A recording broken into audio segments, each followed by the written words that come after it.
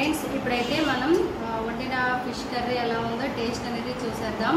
So అసలు ఎలా వచ్చిందో ఏంటనేది ముందు ఫస్ట్ అయితే ఒక గుడ్డ పెట్టుకుంటున్నాను. సూపర్ ఉందండి. మరి ఫిష్ ఎట్లా ఉందో చూద్దాం. ఫిష్ కూడా చాలా బాగుందండి, చాలా అంటే చాలా బాగుంది. మీరు కూడా ట్రై చేయండి. ఇదిగోండి చాలా బాగా కుక్ అయింది. ఓకే అండి, hello, welcome back to my channel. నేను మిస్టరీ. అందరూ ఎలా ఉన్నారు? నేనైతే చాలా చాలా బాగున్నాను. ఈరోజు మనం ఇంట్లో పండుగప్ప కర్రీ ఎలా చేయాలో చూసేద్దామా. చాలా అంటే చాలా బాగుంటుంది, సూపర్ ఉంటుంది ఈ పండుగప్ప కర్రీ. ఫ్రెండ్స్ ఇవిగోండి, ఇవి పండుగప్ప చేపలు. ఇవి మనం శుభ్రంగా నీట్గా చేయించేసుకొని పసుపు ఉప్పు వేసి నీట్గా కడిగేసుకున్న తర్వాత ఎగిరి పెట్టుకుంటే చాలా బాగుంటాయి. ఎగిరి కూడా ఎలా పెట్టాలో ఏంటనేది మీ అందరితో షేర్ చేసుకుంటాను. సో చూసారు కదా పండుగప్ప, ఈ 2 పండుగప్పలు అండి. 2 పండుగప్ప చేపలు చాలా అంటే చాలా బాగుంటాయి. టేస్ట్ అయితే అద్దరిపోద్ది.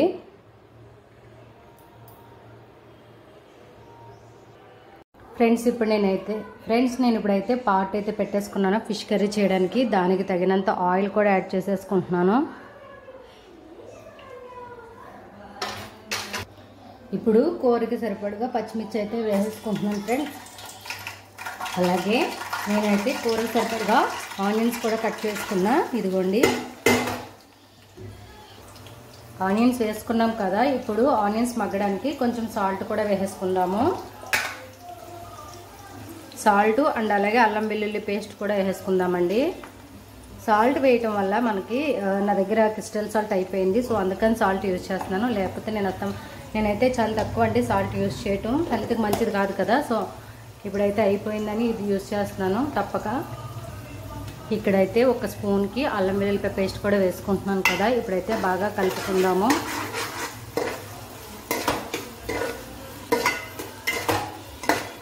ఆనియన్స్ మగ్గే వరకు కలుపుకుందాం.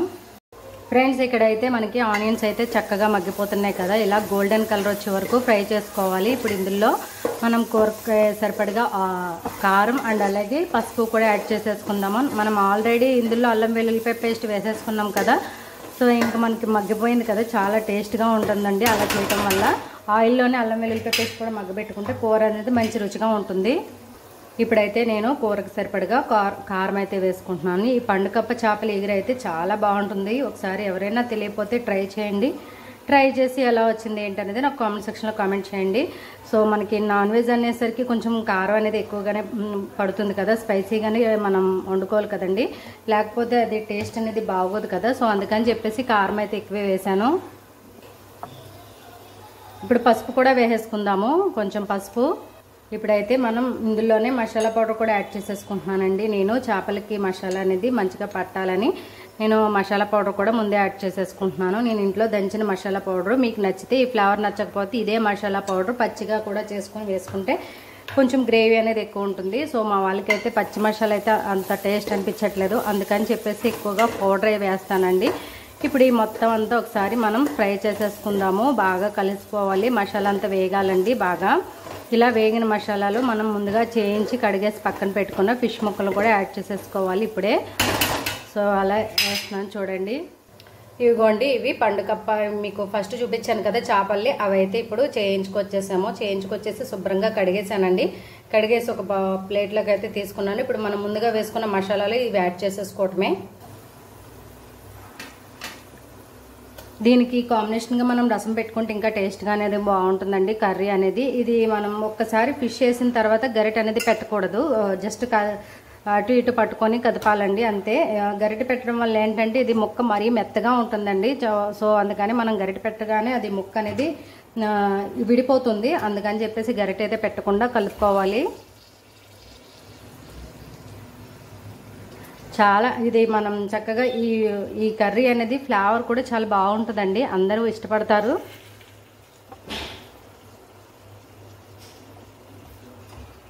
ఇప్పుడైతే మనం పీసులన్నీ వేసేసుకున్నాం కదా. ఇప్పుడు చక్కగా ఒకసారి కలుపుకుందాము. కలుపుకోవడం అంటే మనం చెప్పాను కదండి, స్పూన్ పెట్టి కలుపుకోకూడదు. మనం ఈ పాట్ని ఇట్లా ఇలా అనుకోవాలి అంతే. ఒకసారి సిమ్లో పెట్టి మగ్గబెట్టేసుకుందాము. మగ్గబెట్టుకున్న తర్వాత కూరకు సరిపడగా వాటర్ అయితే వేస్తాను. సో చూసారు కదా ఫ్రెండ్స్, ఇప్పుడైతే మనకి కొంచెం మనం మంట అనేది లో ఫ్లేమ్లో పెట్టుకొని కుక్ చేసుకోవాలి. ఇలా ఒక గ్లాస్ వాటర్ వేసుకుంటే సరిపోతుందండి. ఇప్పుడు దాన్ని మళ్ళీ మనం గరిటె పెట్టకుండా జస్ట్ పాట్ని ఇట్లా అటు ఇటు పట్టుకొని షేప్ చేయాలి.